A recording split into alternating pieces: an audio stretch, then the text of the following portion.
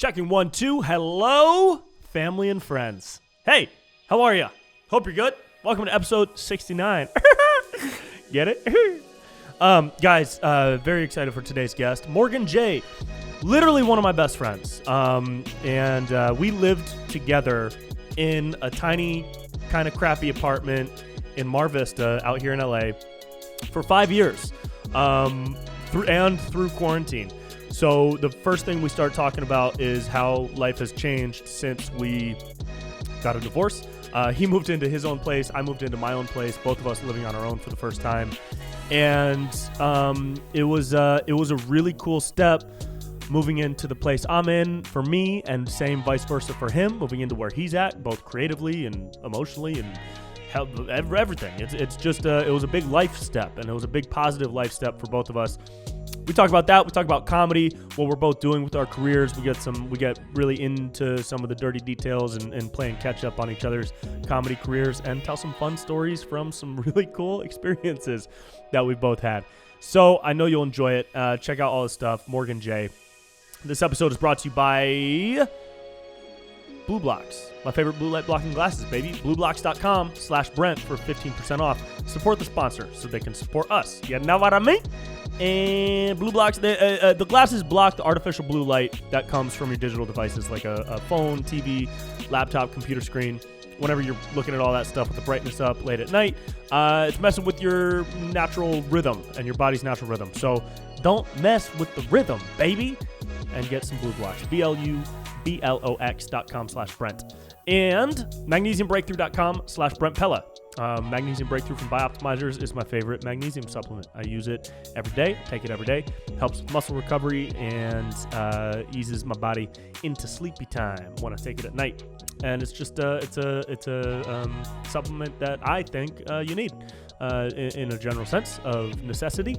And I hope you get it. Magnesiumbreakthrough.com/Brent Pella. All right.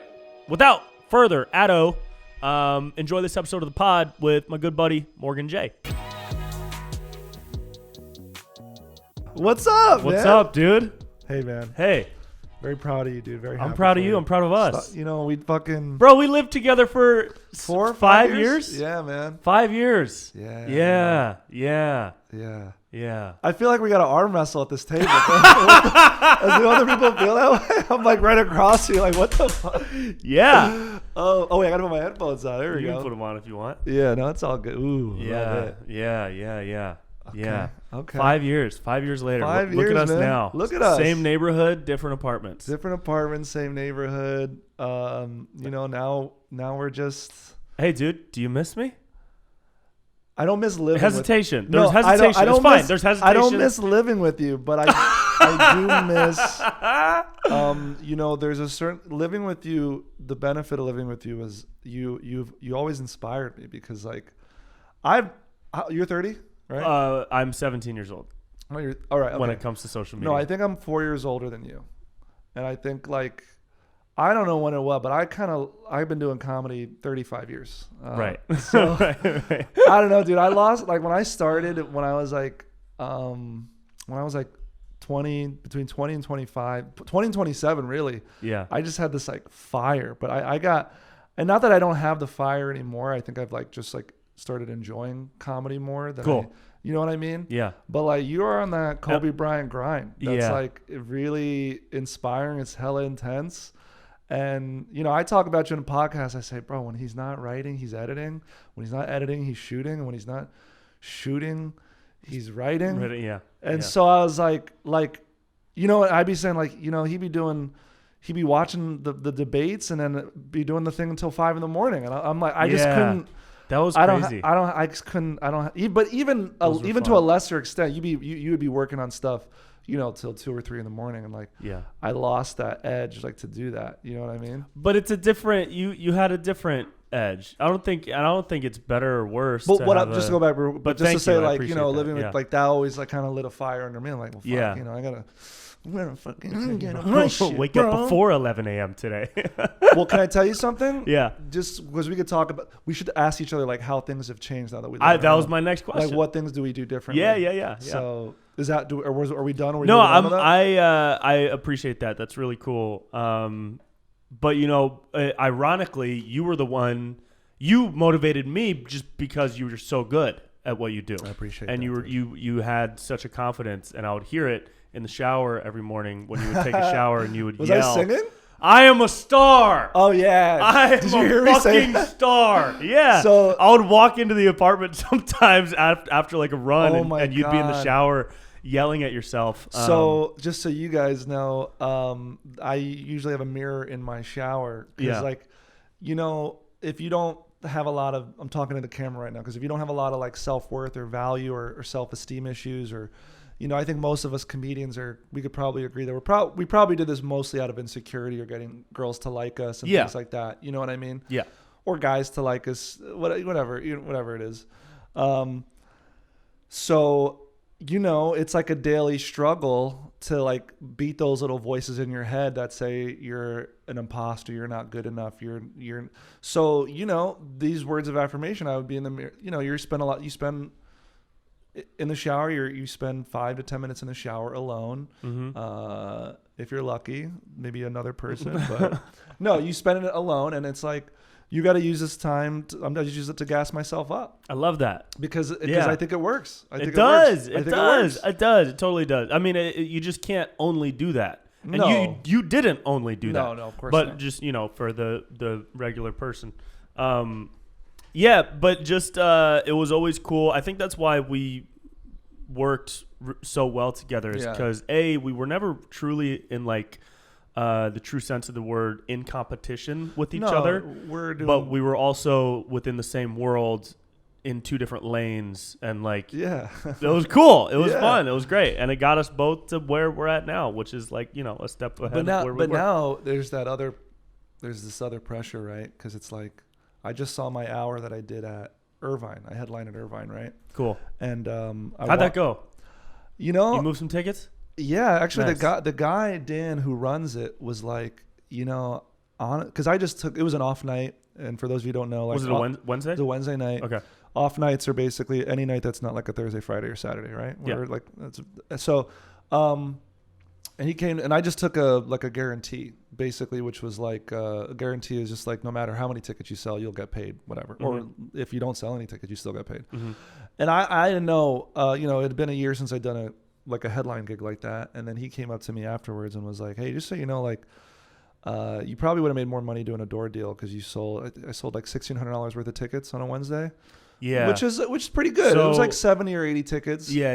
And that's phenomenal for a Wednesday. Yeah. And after the show, I and we're going to talk about like the mind shift I think you and I both have probably had to deal with in the last couple months, maybe, because after the show, people were like, I found you on TikTok. I saw your special. And nice. I brought like 5 of my friends to see you. Amazing. So, which is why, and then like shortly after that, I was doing a bunch of local shows here in LA, and I was promoting, I just not even like really promoting hard. I just did a post like, these are the shows, and they were like, and people were DMing me for ticket links and things like that. So then I was doing these shows, and I do my crowd work, and usually I go up early, and there, I pick on, like, how did you find out about the show? And they'd point to me. So then it happened more than once in an audience. So then I was like, raise your hand if you found out about the show because of me. And like 10 people raised their hand. Yeah. And I'd be like, okay, so why am I promoting other people's shows here in LA and like not getting paid for it, right? Yeah. Because they're selling tickets to these shows, right? Yeah. I mean, I'm getting paid like $20, maybe $15, right, whatever. Pocket change. And so then I like literally that same week I'm doing my hour on Saturday at like a friend's place. Cause like shortly after that, I just posted an event like, hey, I'm selling 40 tickets. Sold the 40 tickets here in LA within like a couple hours. And then we added another 40 tickets and then sold those 40 tickets. And then the guy who lives there is like, well, my friends want to see you. So we're adding another 20. So we're going to sell 100 tickets to this dude's backyard. Wow.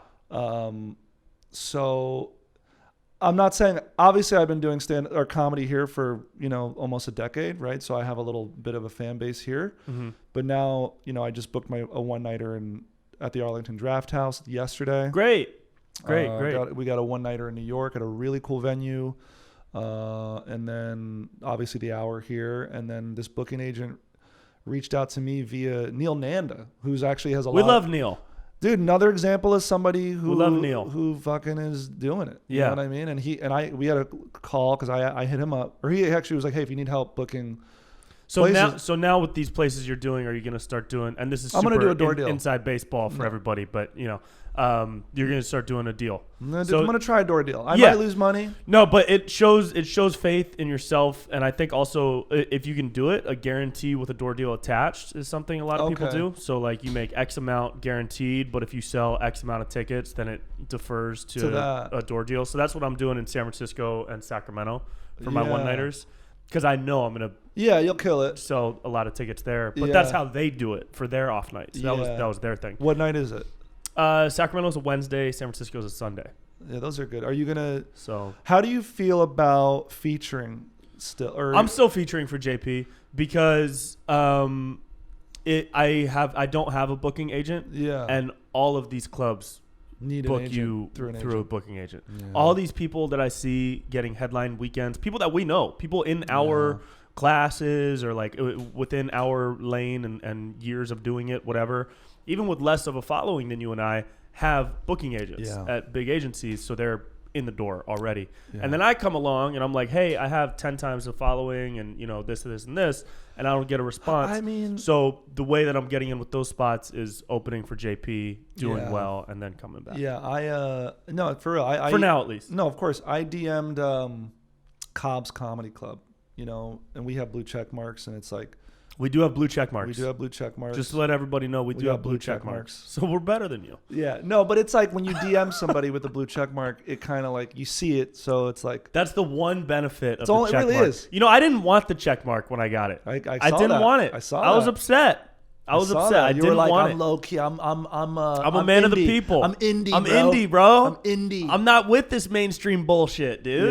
Yeah. But there were so many fake accounts popping up trying to scam people out of money. yeah, I got one So I had to get it. fake account. Yeah. But I DM Cobbs, and I'm like, hey, these are my stats, yada yada yada. Like I have a following up there in San Francisco. Could I headline there? Like whatever. Mhm. And then they responded, do you have an agent? Literally, that's what they responded with. Yeah. And I was like, Yeah. I have a manager. And then they saw this shit. I said, here's my TV clip, and they're like, they didn't get back to me. I Yeah. just saw a scene. See? So this guy came through and he booked me a one nighter. He's taking 15%.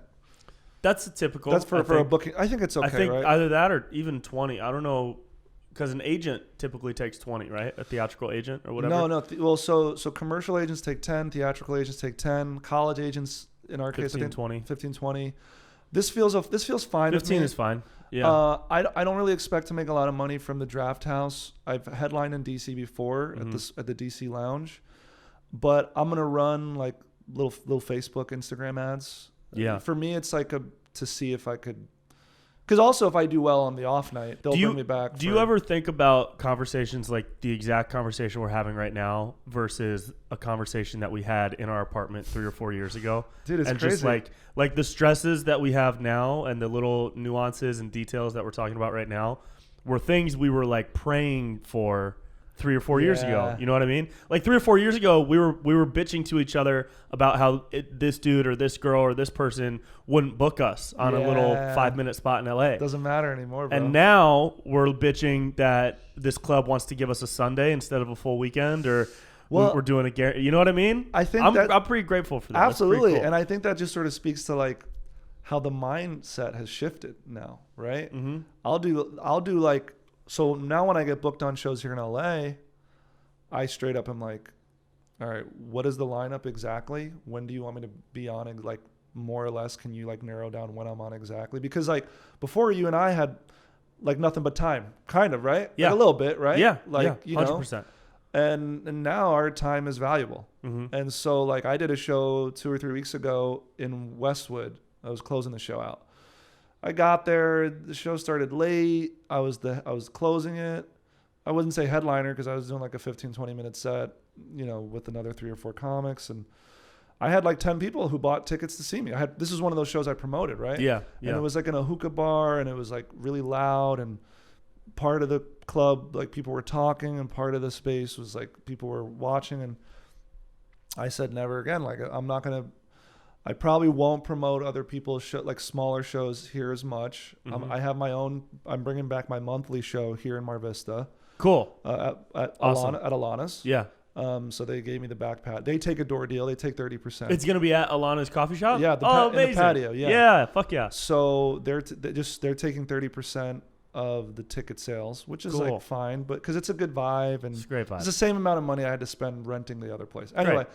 point being, it's like we have to be okay and not feel bad about like, hey, I just need to, like, I got to go up this and I'm probably going to dip. Or I'll be real with you. I'll lie and say I got to be somewhere else. So yeah. I mean, I got stuff to do. Then you realize, like, when you started out, well, at least like the Royal You, I remember when I was in New York doing stand up and this was like 2 or 3 years in, I was doing this like big show in the Lower East Side. It was like a small back room. You know what I mean? Yeah. That yeah. that all new comics wanted to get booked on. And like Pete Holmes was doing it. And I remember I was like, man, I hope Pete Holmes sees my set. Yeah. And yeah. then, Yeah. you Yeah. know yeah, that yeah. feeling. Totally. Like, Totally. And then he left. And then I was like, what the fuck? Like oh, you're bummed damn, out. Like, man. if he saw, he would have seen how funny I was. Yeah. Right? Yeah. And then you're now like you have the perspective where you're like, I understand. I don't even take it personally. And other, so, we have comedic peers that will be like, hey man, I'm going to go. I'm sorry. I'm like, dude, it's fine. Yeah. Yeah. You go. Go. Yeah. You don't need to be here. 100%. You know what I mean? 100%. Yeah. So It's cool. it's a very different thing. Mm-hmm. I'm trying to think of what else has changed. Has living on your own changed your approach to the work? Yeah. So, I think I put that special out on last May, right? Mm-hmm. It's at like 560,000. This is on views. YouTube, right? On YouTube, What would somebody search if they want to watch Just it? type Morgan J and Jay. It's going to be me, and then Bo Burnham will show up. Which Amazing. Is Did you see his new special? of course I saw. Quick tangent. Yeah, I'll tell you. I thought it was incredible. I thought it was incredible. I thought absolutely loved it. I will say I'd rather call it a work of art than like a special. Yeah, but it was still really comedy. It was still heavy. really funny. Yeah, like really my buddy hit me up and asked what I thought of it because he didn't know what to think of it, and I Yeah. was like, "Wait, why? Did he go like fully weird on this one?" And then I saw people tweeting with comparisons to Nanette, and I Yeah. was like, "Wait, really?" And then I watched it and I was like, "No, dude, this is Bo Burnham, just a little bit darker." Yeah, I think the only comparison I would make to Nanette is that like if you're a blue collar working class like 80-hour a week person and like you came home to watch a comedy special, It's not gonna hit. It may hit like super hard, or yeah. you may be like, bro, I ain't ready to be like this, Yeah. like emotionally involved in something. Yeah. You know what I mean? Yeah. You might just want to pop on like Joe Coy or like Sebastian and hear Something funny Kevin voices. Hart, whatever. You know what I It's mean? all good. Yeah, And but but it was amazing. the creativity with what he I was did angry. is like I was pissed. I made a special during quarantine I in know. our living room. I know. And I thought that was the pinnacle of one Dude, room comedy. What he did was like amazing. incredible. I mean, from an artistic standpoint, to break down barriers of depression, anxiety, and like thoughts on the world. Even on a production standpoint. And the production was crazy too. The guy had just one camera, literally like a couple lights. Yeah. A projector. Yeah. What the fuck, He had everything that you had in your bedroom. And look what I did. Those stars and shit. Look what I the did. colored lights. Yeah. Yeah, but it's like, come on, dude, leave some for the rest I of know. us. Leave some creativity. Let us figure it out too. Yeah. Nah, it was Yeah. really inspiring, and like, that's a good example of somebody. Well, he's also in a position where he doesn't have to put content out every week, so he could take a full year, make a piece of work, and then put it out, and then like, Right. do you know what I mean? Right, Where right. we're kind of like, we have to feed the machine and the beast a little bit. Yeah, you know what I mean? which I think is what he did for those years leading up to his first special. Yeah. And I think we'll probably get to a point, hopefully. I do feel like a little tiny snowball effect, not crazy yet, but like, I'm getting like 100 or so new followers every like 2 weeks, I'd say. Also, I have this new song that like gets me a lot of new followers. Which one? It's called the Throwback Thursday. It's Throwback Thursday. And it like, Is that with your picture? yeah, Cool. but I rewrote it and I added photos to it, so it's like a lot better now. Oh, cool. So, and that always gets me like at least like 10 to 30% of the audience following me at any show. That's great. Which is really like a little fun way to do it. Yeah. It's also like, anyway, special was great, but as far as like living alone and like the work, when I moved into this place, I was like, I'm going to be like doing like acoustic videos, green screen stuff, live streaming regularly. But then like a month ago, like everything opened up. So now I'm like kind of fucked up mentally because I was like doing so well during the quarantine with my corporate events and the Zooming and the streaming. And not to say that I'm not doing well now. I'm still getting like gigs booked. I have a corporate event like right after this, but it's not as many. And also like the time that I need, I think like the quarantine kind of like exhausted me a little bit. Yeah. And so now from a content and performing content perspective? and performing, like doing these streams and like playing all the time, and it was like, for me it was like a little bit draining. And also so like it's like you have to put content out, you have to write new material for your live events now, you have to, it's just like a lot, I feel like, you know what I mean? Yeah. And, but I will say I put the special out, and at one point I had this epiphany, like now I'm walking around this new place, like, well, now you got to put like a new special out, and now you got to put a new hour out. And like people who follow you want a new one. So I don't want to make the same mistake I did with the last one, which was like, because I shot that in January of 2019. And that was in the Black Box Theater in Venice. Yeah. And I just literally sat on that because I was hoping somebody in the industry would see it and like want to reproduce it somehow or whatever. And then when I put it out in May, it was like a burden was lifted from me. And I'm trying to remember how that felt, because like you put this hour of your workout, and then once you put it out, it opens you up creatively for other shit. Yeah. So I'm trying to, and then after having put it out, it like ballooned my TikTok, and my YouTube went up by like almost 40, like 36K. Awesome. And so now it's like, do I go back to like try to put a clip out every week? Do I try to just work on this hour? Do I try to like keep putting, because I'm losing TikTok followers every day. I've lost, like in the last month, I've lost about 7,000 followers. But then again, it goes like this, and then it might go like that. Yeah, it's a wave. But I don't know. Also, I think the gold rush for TikTok might be over a little bit, as far as like, I don't know how you feel about how is it going for you? I've always hated TikTok and will continue to do so. Okay. Yeah. That's fair. Yeah. But I don't create for TikTok, so it's just a different approach. Like I'll cut my videos down to a minute and put them on TikTok. Yeah. 1 out of 10 will get a couple 100,000 views. The rest will get hundreds of views. Yeah. But even still with that, like it doesn't, even if you get a couple 100,000 views now, it doesn't like equate to as many followers as it used to. Right. Right. Like there was like a day or two where I got over 100,000 followers like in a night. Yeah. That's wild. And that doesn't happen anymore. No. And so no. I don't know. So that's why it doesn't have the same thing. Yeah. That it used to. So are you working on a special right now? Or is this I mean it's basically like I have my hour of material now. Okay, it's cool. a matter of just like practicing it and feeling comfortable doing it. I mean, I technically like I could film it, and I'm also going to do a crowd work special. Cool. And great. I'm going to do it. That's fun. I'm going to explore the idea a little bit. I think like I'm going to do like, there'll be like live crowd work. There'll be one-on-one crowd work where I'm going to do like kind of like a man on the street thing, or like a little tiny room. Oh, a tiny room. I know. I saw Moses Storm did something at a festival where, I think it was a long time ago, where he did like one-on-one comedy shows where people would go into the room. Yeah. But I think this will be similar to that, where it's like a one-on-one crowd work with the music. Maybe I'll have a piano. I've been practicing piano every day. Cool. So they'll come in and I'll, be like, like some shit like that. We'll do a man on the street crowd work. We'll do just straight no music crowd work. Yeah. And we'll have like different locations. So like different cities and things like that. Like that's the vision for it, and try to shoot it real nice. And cause like, the feedback I get is nobody likes crowd work, or the industry doesn't want crowd work. Fuck the industry. Look at Andrew Schultz. He put out a whole crowd work special. Do you know what I mean? And other people have too. And it's hilarious. Big J. Okerson has a whole crowd work special. 100%. The industry doesn't know shit anymore, dude. The president, if you're listening, president of Hollywood, we don't need you. Okay? Although I would love to pitch my projects. Yeah. But, I think all those things are hilarious, and fuck what anybody else might think, and you should just do them all. Yeah. Just fuck it. Yeah. So I was thinking you should get like a sheep back here. Just what? A sheet? A sheep. Really fuck with your guests. Like, I'm the wolf, bro. You're like, why is this sheep? A portrait of a sheep behind you? Why is this sheep crying behind me? It's like, because you're a little bitch. I'm Brent Pella. You see the shoes are on this side of the table, bro. You are beneath my feet, literally. Yeah. I walk on you. That's really cool, bro. That's awesome.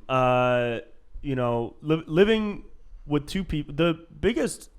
Oh yeah, tell me about you. Tell me what's Well, the changed biggest for you, bro. setback for living with two people from a creative standpoint is that I just felt like I was intruding a lot, especially during the last year or two. Sure, yeah. And we had this conversation when we lived together. I came to you and I specifically remember saying, "Hey, bro, I don't know what else to do besides lay out all my props in the living room.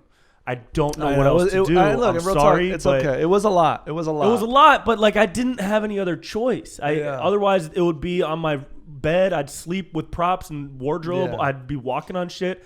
I needed space. You needed space. We started scheduling the living room as if it was a production studio. Yeah. But it was fine, and I was super grateful. And we were both, I think what made it work is that we were both really good at communicating. Yeah. So nobody ever woke up and saw 10 people acting in the living room. Right. Yeah. You know what I mean? That wasn't, because there are roommates who would just do that shit. You'd be waking up, you come home what the fuck? Or taking stuff and moving it, taking your mic and not asking, or soundboard, or there was always asking, there's always communication. But I could feel it over the course of a year or a year and a half. It was getting to the point where we both needed a change. Yeah, respectfully. But also the last year was unlike any other year that anybody's ever had too. Right? Yeah. So in one sense, I'm grateful we lived together the last year. Because some people had to be alone the whole year, and that probably was really tough for some people. Mm-hmm. You know what I mean? Yeah. We were really lucky that we. And other people probably lived with people who spiraled into some negative shit, some negative depressiveness. Didn't work on anything, and we're very similar in that when the going gets tough, the tough get going. The tough do get going. We will not. I had this joke at the beginning, I'm coming out of this quarantine, coming out of prison, three law degrees, believing in Islam, yoked as fuck. You know what I mean? That's funny. Yeah. But yeah, man. Yeah. So it was like that for a while, and then of course hit a point where it was just okay, so we gotta change here. Yeah. And it's been good. It's been great. Dude. I will say the first. I don't know if it was like living on your own, especially. We both have spaces that are for two people, kind of. Mm-hmm. Getting used to being. I remember the first month I'd walk around at night being this is weird. This is same. This is mine. I'd come into this room and just kind of sit and look around and be there's no one else in my apartment. Yeah, right now. It's weird. Yeah, it was a weird thing, and getting it's accepting these new levels in your life. Yeah, and then it's my place. I feel is so nice. I don't want to leave, right? But I'm also no, dude, no. I heard Jamie Foxx say something in an interview. He's I always try to have something broken or fucked up in my place. Oh, that's funny. So that way, I'm always trying to it keeps the hood in me, and I want something better. That's hilarious. You know what I mean? Yeah. So my place is so nice, and I'm so you just punch your bathroom mirror. I just break some shit in it. But well, I found something to complain about in my apartment, which is there's these little silverfish bugs that are always crawling around the walls and Mar Vista, ceiling. baby. And so there's little tiny spiders every once in a while. Mm-hmm. And that bothers me. So it's good to be bothered by something. I'm bothered by the garbage truck right now. Literally at 7 a.m. 2 or 3 days a week at 7 a.m. It's so loud in the alley, right? Fucking that loud. happens to me. It's so loud. You hear nothing except that when it happens. It's just that, and it lasts 20 minutes. I timed it the other day. Guess what? 20 minutes, dude. We're gonna be in better places then. I know. So that's the one complaint. But I also, the first couple months of living here, I truly didn't leave. There were weeks where I would just stay in here because I was wow, this is awesome. I'm also way more creative in here. I got my closets full of shit, props and wardrobe and production stuff, and the whiteboard, and I love it here. It's great, and it's opened up a whole new aspect of creativity, and also motivation, because this is twice as much rent than our last spot. Than what I was paying when we lived together. So now it's okay, I'm also a little uncomfortable by that. I'm not comfortably making rent right now. Writing that rent check every month is it hurts. It hurts. It's we can write it off as a business expense, but it still is it's just that probably you're like me. We never grew up spending a lot of money on ourselves because we didn't have a lot of money. Yeah. So on one level, it just feels indulgent and I don't know, like too luxurious. Like I feel It is. it's like It is feels a the lot. most luxurious, indulgent spend that I do is not restaurants. It's not clothes. Yeah, it's this. It's not stuff. It's my rent. Yeah, and it's my rent. like some people be dropping this on like a night out at the bar. Dude, Nick Cannon was wearing Louis Vuitton boots for one of the episodes, and one of the girls was like, "God damn, Nick, you got those?" And I was like, "How much do you think those cost? Like, $1,000?" 6 figures. She was like, no, those are like $3,500 shoes Wow. for Louis Vuitton boots. I was gonna say 5 figures. Yeah, that's a lot. $3,500 for That's shoes? I For mean, shoes? you know what? That's crazy. Considering how we were living before, we were like making it work and we were fine, and we weren't really complaining much. You know what I mean? Right. So right. it's sort of like that's why that's what I was saying. Like we're in these places, and it's like I'm trying to find something to complain about because like it makes you want to do better, right? Yeah. Meanwhile, there's some people who can't pay their rent, and like it's. I mean, yeah, dude. The couple years that we were living together, I mean, I had trouble making rent sometimes. You know, and now you be buying your mom dinners and shit. She must like that, right? Yeah. She's happy about it. Yeah, I mean, I'm still by no means comfortable, but I make rent. But we have different money problems now. Yeah, a little bit. We're like buying basketball cards. At least you are. I do buy basketball cards. Yeah. That is an investment now. And the invitation is still open if you would like to split a box of basketball cards with me. I'll tell you what. Next big bag. I'm gonna hit you up with that. Right now, let me know because the market is down right now, which is a good time to buy in. Yeah, and then it'll go up. What is money anyway now? Money sucks, dude. Money sucks, bro. I'm listening to these NPR reports about people like who can't pay their rent, and then like they're printing all this money, and then there's unemployment, and like and somehow crypto is down. Somehow, what does it all mean? What is it? Nothing matters. It doesn't fucking matter. What is it? What's fine. tangible? We're fine. It's paper, bro. We're fine. It's a concept. They're not evicting people. Yeah. So what? Why am I even paying rent if they're not evicting people? Right. It's fine. It's like I don't know. People.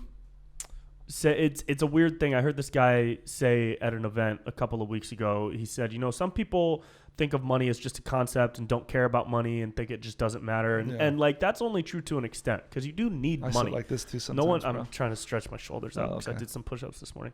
How many did you do? I did 50. I do 50. I did DJ Demmer's podcast yesterday. Yeah, and he said you messaged me in the middle of a workout and he was like, how many push-ups can you do? And I was like, then I brought you up. I said, well, Brent probably does like 100 when he wakes up or some shit like that. I do 50 to 100 every day.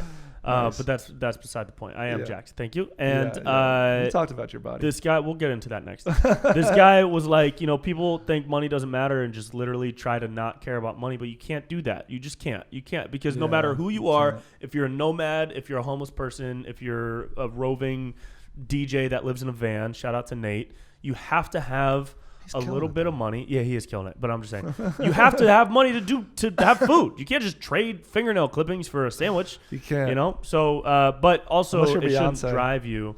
Money to me is like just freedom. It's just you can do stuff. I don't want money to stack money so that I can look at a number in my bank account. I don't give a fuck about that. But if I want a sandwich with extra avocado, I don't want to be stressed out. I don't care if I want to park at valet. I just want to do that. Yeah. Take the $7. I'll give you a $20 tip. I want to say two things based on that. So first off, I think Dave Chappelle said something in an interview. He was like, "Money doesn't buy happiness, but it buys choice." Yes. It buys choices. Yeah. You know what I mean? And like those choices can make you happy. Dude, I was talking to Pat. Pat went on a date with some like Instagram model. Nice. And they were going somewhere. He matches with like I don't even know. Pat's hot. Pat's a hot dude. He was talking about this girl he went on a date with in Malibu, and like he's been a little bit stressing for money. I don't want to blow his shit up, but he was talking about how like they were gonna park and just walk, and the girl was like, I don't walk to I valet it. I don't walk. I don't do that anymore. Really? She like said that. She said that. She's like, I don't walk to the I valet. Isn't that wild? I don't know if she said it with that tone of voice, but I have to expect it. There's no way to say it. How else would she say it if she's an Instagram model? It would if you did it like in a way like we're sorry. Let's just valet. I'll pay for it, or something like that. That's a friendly way. But I think she said like I don't valet. I don't walk. I valet. And I wouldn't put it past like people in LA to say things like that. Yeah. Oh, you know, 100%. you Yeah. know? Yeah. I mean, I also don't walk. I ballet at this point. Yeah. That's dope. Yeah. But that I heard somebody say once that they just want enough money to order whatever they want at a restaurant and to valet their car wherever they are. Hell and yeah. that's literally all I want. Imagine being able to show up That's all I want. Show up to the beach and be like, I'll drop the $25. Yeah, I'm never gonna wear Burberry, Louis Vuitton. Totally. I'm never gonna wear that shit. I'm not gonna buy a presidential Rolex or wear a Cuban link chain. I don't need any of that shit, right? Yeah. I don't care about diamonds. I might don't get care some about chains, nice though. ass clothes. Yeah. The clothes I have on cost $35. You know. Yeah. So I do want to valet my car though. Although, and I think you actually said this to me a couple of weeks ago. I think I dropped you off from somewhere, and you were like, "Did you ever think about getting a new car?"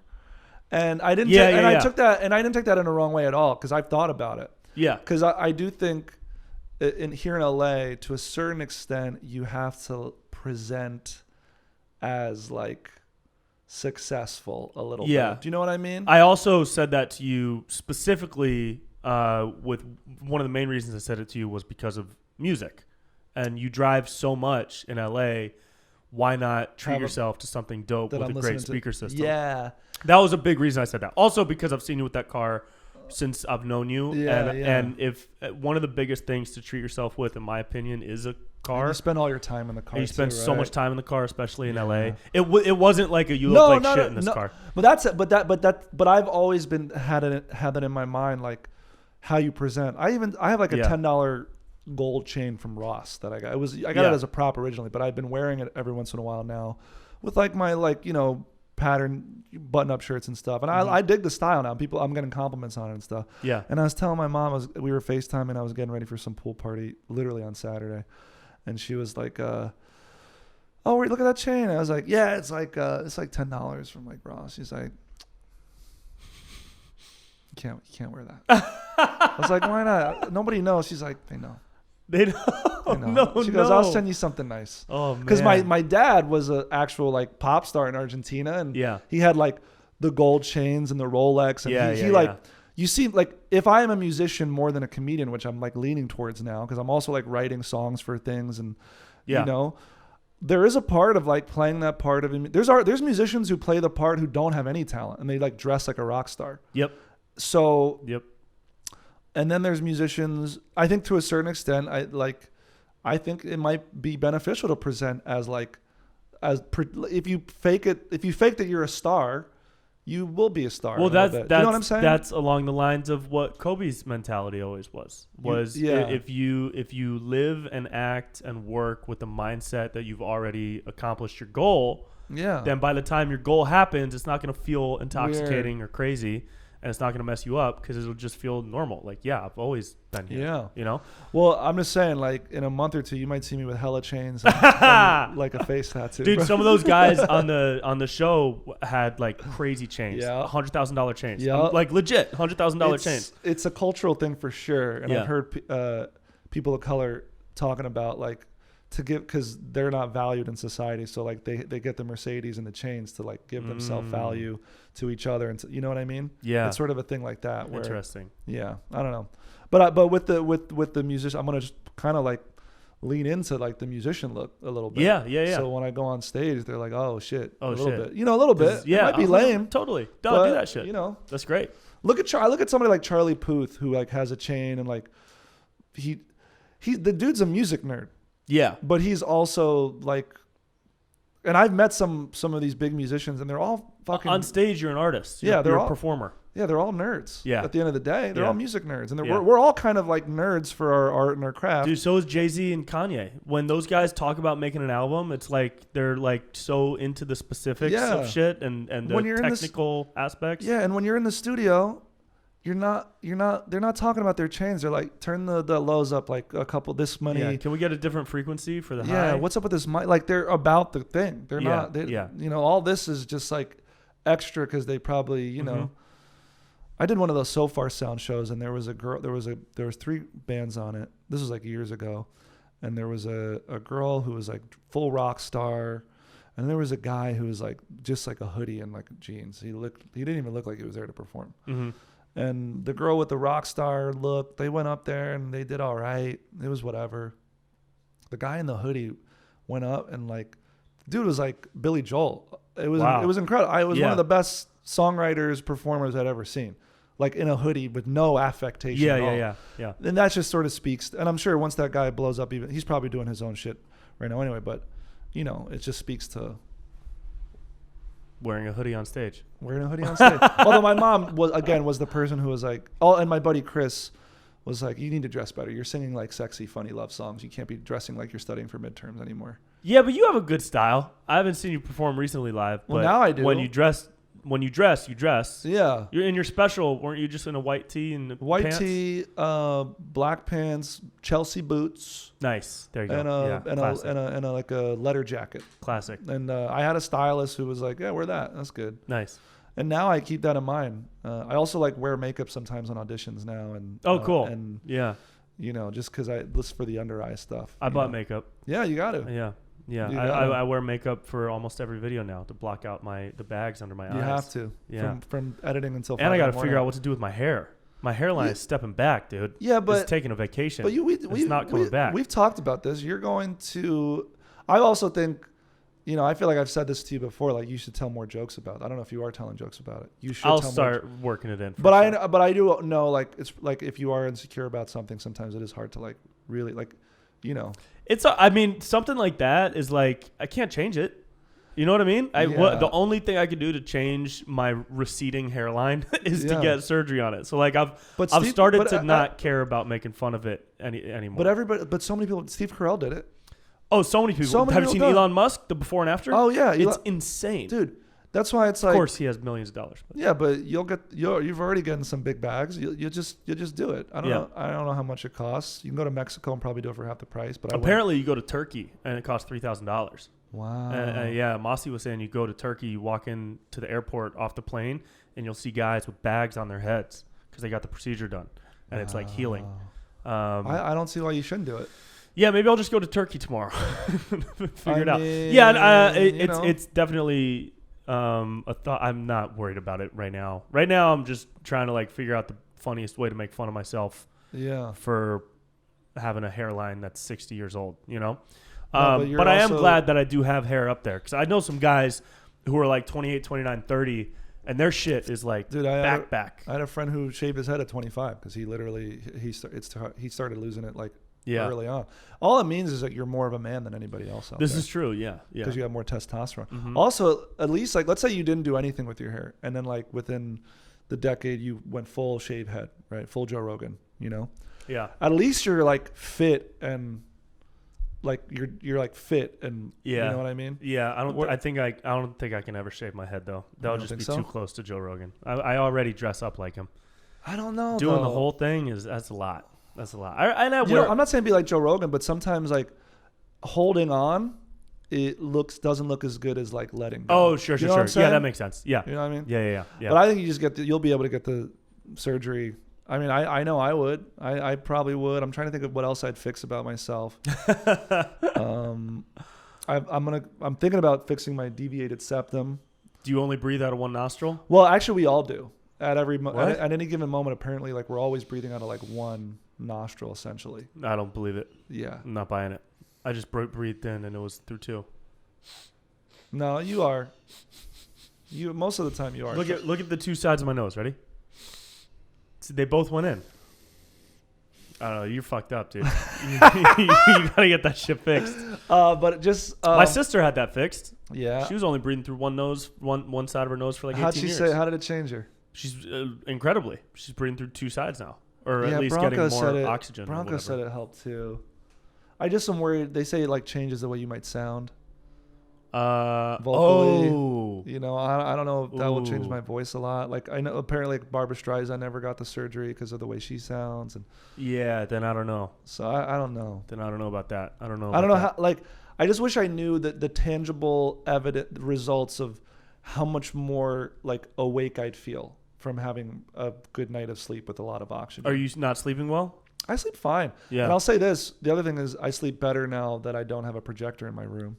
I have no technology in my room. Oh, nice. Outside of like my white noise machine, my little clock. Mm-hmm. But is your bedroom just the sleep area? It's just the That's sleep what area. Mine is too. The sleep area and the meditation area. I have like my little meditation chair that's that great. I do it. Yeah. And And yeah, that's all it is. Yeah. So I watch TV in the living room. Yep. Or movies in the living room. Mm-hmm. I try to do work in the office, although I do find myself just working in the kitchen most of the time. Like at your dining room table? Yeah, like on my computer. I'll only be at my desk for. What about that? Cool. You have a dope balcony. Oh, the balcony's dope. Balcony's super cool. I go out there mostly every once in a while to like have a hit of weed. Yeah. We did mushrooms on Saturday. Fun. Spent a lot of time on the balcony. That's fun. It was an incredible mushroom trip. Oh, that's great. So nice. That's great. It was so great. That's great. It was so good. I want to do it again immediately, but I know that's not how the drug works. Yeah. Have you microdosed mushrooms? I have, but yeah. Just this felt like I'm feeling residual. Like the first time I really tripped was with you in Amsterdam. Yep. Oh man, how fun was that? Yeah, super that whole fun. trip was so fun. And then you threw up like in a pedicab. No, but you know what I loved about that? My favorite thing about the Amsterdam trip was the boat ride. I really liked that. Was fun. I was just looking at the picture the other day of you holding me like the Titanic. Yeah, I really liked that boat ride. That shit was tight. I really liked that boat ride, and I loved Amsterdam. And if I went back to the bike ride was amazing too. The bike rides were when we good. went through the park. Yeah, and that's when we were tripping too. And then we separated a little bit. We separated. I don't know if I let's said it go or our you said separate it. ways. Yeah. And then it was lovely, man. But Lily and I we literally just hugged for a long time. Yeah. We tried to have sex on mushrooms, but I couldn't do it. Was it like, were you pretty intensely? We were coming up on it. Okay. We were doing it, and I couldn't. Yeah. And I couldn't like. I was like, I can't come. I'm like trying. I can't. Yeah. I'm doing as much as I can. Yeah. And then I was just like, let's just like. Maybe it's not the moment. It wasn't. You got to follow. You got to follow the medicine. And she did her thing a bunch, but mm-hmm. By the end of it, we were just chilling. And that, I don't know. Maybe it's just like you don't feel like you need to do it. There's more. It was just so dope. That's cool. And I'm gonna try to make it a regular practice, like regularly, not like every month, maybe like every twice a year, maybe. Oh, for sure. Yeah, I think I suggest that. Okay. I also would say microdosing is very beneficial. Yeah. But what we did in Amsterdam was very different, I think, though, because those were truffles. Those were like polyps, because they're not allowed to legally sell you the actual mushroom stems and caps that we get out here, which is also not legal. But hey, fuck off. Although now it's getting more. It's getting more and more used for clinical trials to help with PTSD and they're swapping out like and Xanax for that shit. Yeah, which is amazing. So good. Mushroom. If you have an opportunity to invest in a mushroom company, do that. But what we did, do you remember? Are you investing in a mushroom company? No, but I would love to. So should we invest? Should we? Absolutely. Let's invest in a mushroom company. I would love to. Wow. But first, I'm making my wine. Okay. Yeah. Right. But what we did in Amsterdam, do you remember when we ate the truffles? Oh my God. In the first juice hour? shop. Yes. So we ate them in the juice shop, eating an acai bowl. And I remember I started to feel like a little tingly and it was a little different than anything I'd experienced before. As soon as we walked outside the acai place, fucking live music over there, construction over here, bells ringing on bikes, people talking, and I was just like, what the fuck? I distinctly remember we were sitting on a stoop in the shade. And then we walked to the stoop, and then a guy came up to us and was like, and we were like, dude, stop. He was speaking Italian. I was laughing so hard. He was speaking, and he was trying to say something to us, but we just didn't speak Italian. And he didn't understand that we didn't speak Italian. Dude. And he kept coming back like, hey, and he would yell back to his friends like, hey, he knew he was. He laughed like that too. He laughed exactly. He knew he was fucking with us. Yeah. And I didn't appreciate it. No. I just remember the stoop to the park was one of the hardest journeys we ever had to make in our life. Because there's like trains and it's like the nicest day on a Saturday. Yeah. There was trains, there was automobiles, there was people bicycles, people everywhere. It was sensory overload. But then we got on the bike, and as we rode to the park, I do remember kind of vibing out. Like, it felt like a little gingerbread town. Yeah. And once we were on the bike path, I felt so much better. Yeah. And then, but then all I know is that with microdosing as opposed to the actual full trip, I feel like the benefits more intensely immediately after like the full trip, where the microdose, sure, I can't tell if like long term if it's helping me or not. Yeah, I would say after a couple of weeks, maybe I can tell. Yeah. Because it's not maybe twice a week, and it's such a small doing the amount. I'm not capsules? tripping. Yeah, it's You not a made the trip. capsules for yourself? Yes. Yeah. Yeah. And I don't even do it often. It's not a weekly thing. Like I'll go maybe 2 weeks, and then like a couple months where I either forget or I don't think about it or I just don't do it. But also, to cap off the Amsterdam thing, did I ever tell you about when we split and I found this little section of the park that was like kind of isolated, overlooking a pond area, and there was a bench, and I went and I sat on the bench and I was just kind of looking around, like thinking, and I was looking around, and then this woman came up to me, and she spoke with some type of European accent, and she showed me her camera, and there's a picture of me on the bench, and I kind of freaked out. Like in my head, I was like, wait, what? What did I just open another dimension, bro? And I could only imagine. It was nuts. And she started explaining that the Dude, very that's first so thing she funny. did was like, "Hey, will you look at this?" And I looked, and it was a picture of me on the fucking bench. I just was trying to. It's so funny. And my heart dropped, and I thought the world was gonna start spinning into like a black hole, right? Yeah. And she introduced herself and said she's creating a art project where she takes a picture of whoever sits on that bench every day for like a week or a month or something, or over the span of a certain amount of time. Did you tell her you were on mushrooms? No, I didn't. I'm the worst at doing drugs, so I tell people. Because you tell people. Yeah, no, I didn't tell her, but she just asked if it was okay if she kept that picture, and I was like, yeah, that's so cool. And that is very I have cool. no, I didn't even get her information like purposefully, because I just wanted it to be out in the world. But that initial moment of her showing me a picture on the bench was like mind blowing. Would you ever long term like leave the country and move somewhere else after your career? Like, yes, Italy. You would go to Italy. Italy, 100%. Yeah. A couple of family members have property out there that I've already shown interest in like buying. Wow. I told them I want it. I want that. I can't afford it right now, but keep it. I'm already I feel a little bit of cabin fever just being in this country right now. Being in the country. Even I'm traveling to all these other cities and states, but there's something about being in America right now that's just giving me really bad cabin fever. I also love Italy, and people just tend to be nicer in Italy, and also Australia last time I was there. Yeah. But it's also so rural. There's no fucking billboards. Like, it's you don't not like that? I love it. I love that. There's no billboards. There's no like capitalism being pushed at you. There's no weird like money hungry culture and ego. Yeah. It's a bunch of old people drinking wine and smoking cigarettes on the porch and eating salami for lunch. You know what I mean? And they're fine. They're great. They're great. Fine, dude. They're great. Everything in moderation, bro. I just don't. People, one of the, Lily, who's my girlfriend, and I'm saying that live on this podcast. Wow. I always say like she's doing too much. Like she's done like a 23andMe, then she did one like a nutrition test, then like a workout test, and like all these different tests to like figure out what the best meal plan for her is, what the best workout routine is for her, what all these things. And I think that's kind of speaks to a problem here where people are doing too much. Like there's only a problem. You only find a problem if you're looking for it, really, right? Yeah. You know what I'm saying? Yeah. I mean, obviously to some extent there's like good research out there, but it's like you can't like what are you going to stop the life you've been like I don't know. I feel like there's a lot of we ruin ourselves mentally the more things we know. You know what I'm saying? Yeah. Who's that? Who the fuck is that? I'm not picking up. Who the fuck is that? I'm not picking up.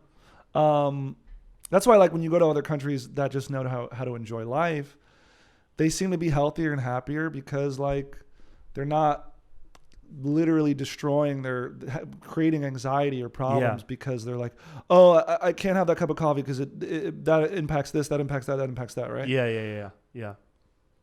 You know, would you want to live in a different country? Well, I brought it up because Amsterdam feels like a place I could be like. Oh yeah, I like that place. I really liked Amsterdam. People were so friendly there. I really liked it. Yeah, a lot of walking, a lot of bicycling, and prostitution is legal, which is great for you. Love it. Yeah. No, I would. I would love to have, like, a long-term money goal is to have a place I can like retreat to and escape to. Yeah. And I don't want my own private island. I don't need a mansion. But if I could have my cousin's condo in Campo Marino, Yo. down in a little like middle to lower class neighborhood of Puglia. Puglia. I would love that. Yeah, my mom has a house in Brazil that I imagine will be bequeathed to the children. Mm-hmm. But it's like in the capital, and the capital's kind of boring. Of Brazil. The capital's boring? Was the capital Rio? No. What's the capital? The capital is Brasilia, and Brasilia is Brasilia. one of the first planned cities in the world. It was like built. It's like if you look at it from above, it resembles an airplane. Wow. So there's wings, mm-hmm. and they're like that's how they name parts of the town mm-hmm. or parts of the city. Why did they do that? Is it not an airplane, but it's the shape of a cross? Or like a bird or some shit, like Asa Norte, like north wing, south wing. Oh, okay. Like Lago Norte, Lago Sul, like they have like South Lakes, yeah. North, like they have it like built in different sections. And when you go up the main like strip, because it's a government city. Yeah. And if you go up the main strip, you literally, there's like carbon copy of buildings. Like this is the building of education. This is the building of this. This is the building of that. Yeah. And then you have like the three branches of government. You have like the judicial, the executive, and whatever. Like it's literally built that way, where like DC is kind of not like, it's like a little bit, they have the mall, but it's different. Yeah. You know what I mean? Yeah. But Rio is like the spot to be. I would love to go where Rio. You should go? In Rio, where Carnival, but there's an island called Bugios, which is like right off of Rio, where, by the way, like $1 here is like right now like $4 or $5 there. You can get a beer. Should we go? I mean, we could go. Should we go? Like a beer is like $1.50. Do you want to go? I'm saying. Yeah. And I speak Portuguese. I know. You know what I'm saying? I would go. But I'm not that guy, pal. I know. I'm not that guy, pal. We had our time. We had our party time in Amsterdam. And you know me, I'm not like I just never have been. Like when I hear about, Masi was telling me y'all are going to Vegas for his birthday, and I'm like, yeah, that sounds cool. Like I don't. You're invited to I that, know, but I'm gonna be in New York doing shows, but right. like I don't. Greg Santos was going to Vegas. He's from there, and like I don't feel left out of the party stuff. Good. You shouldn't. I don't feel FOMO. You're not really missing much. And that's how I feel, because it's like I went to a. I know we have to wrap up soon. I went to No, I'm chilling. Whatever. I just have a corporate event at 1. Oh, okay. But I went to a party 2 weeks ago with all these Turkish people. I have like a small Turkish fan base here in Los Angeles, and it was like all creative, like artistic people. So like I actually sang. I did like a 20-minute set for them. And then there was a woman there from Turkey who's like a famous Turkish pianist. It was her place, and she's living here for a little bit. She's so good at piano that wherever she goes, the company she's sponsored by sends her a piano. Whoa. Like a piano. Jeez. Yeah. She had a piano outside that they sent her and a piano inside that they sent her.